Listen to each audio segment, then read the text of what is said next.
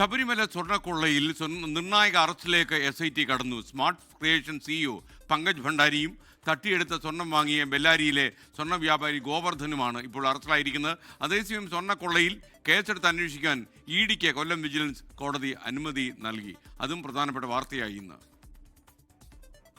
ശബരിമലയിൽ നിന്നും ഉണ്ണികൃഷ്ണൻ പോറ്റിക്കൊണ്ടുപോയ സ്വർണ്ണപ്പാളി വേർതിരിച്ചത് പങ്കജ് ഭണ്ഡാരിയുടെ ഉടമസ്ഥതയിലുള്ള ചെന്നൈയിലെ സ്മാർട്ട് ക്രിയേഷൻസിലാണെന്നാണ് SIT വിലയിരുത്തൽ. ഉണ്ണികൃഷ്ണൻ പോറ്റിയും പങ്കജ് ഭണ്ഡാരിയും തമ്മിൽ അടുത്ത ബന്ധമുണ്ടെന്നും വിവരം ലഭിച്ചിരുന്നു. വേർതിരിച്ച സ്വർണം കൽപേഷ് എന്ന ഇടനിലക്കാരൻ വഴി ഗോവർദ്ധന് കൊടുത്തുവെന്നും SIT കണ്ടെത്തിയിരുന്നു. ബെല്ലാരിയിൽ നടന്ന തെളിവെടുപ്പിൽ 800 ഗ്രാമിലധികം സ്വർണം ഗോവർദ്ധന്റെ ജ്വല്ലറിയിൽ നിന്നും അന്വേഷണ സംഘം കണ്ടെത്തി. ഇതിനു പിന്നാലെ വീണ്ടും നടത്തിയ ചോദ്യം ചെയ്യലിലെ പൊരുത്തക്കേടുകളുടെ അടിസ്ഥാനത്തിലാണ് ഇരുവരെയും SIT അറസ്റ്റ് ചെയ്തത്. ശുദ്ധമായ തകിടിൽ മാത്രമേ സ്വർണം പൂശൽ പോലുള്ള ജോലികൾ ചെയ്യുള്ളൂവെന്ന പങ്കജ് ഭണ്ഡാരിയുടെ ആദ്യ മൊഴികളാണ് സംശയത്തിലേക്ക് വഴിവെച്ചത്. ദേവസ്വം വിജിലൻസിന് നൽകിയ മൊഴിയിലും ഇതേ കാര്യം തന്നെയാണ് പറഞ്ഞത്. കൂടാതെ സ്മാർട്ട് ക്രിയേഷൻസിൽ നടത്തിയ പരിശോധനയിൽ രേഖകളിലും സംശയമുണ്ടായിരുന്നു.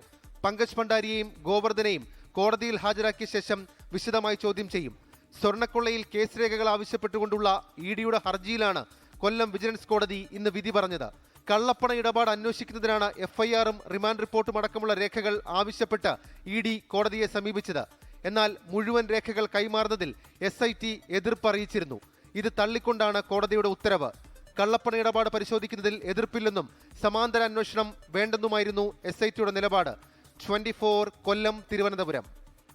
ലോകത്തെവിടെയായാലും ഏത് സമയത്തും 24 വാർത്തകളും ഓഗ്മെന്റഡ് റിയാലിറ്റി പാക്കേജുകളും എക്സ്പ്ലെയിനറുകളും വിശദമായി കാണാൻ ഞങ്ങളുടെ YouTube ചാനൽ നിങ്ങൾക്ക് സബ്സ്ക്രൈബ് ചെയ്യാം.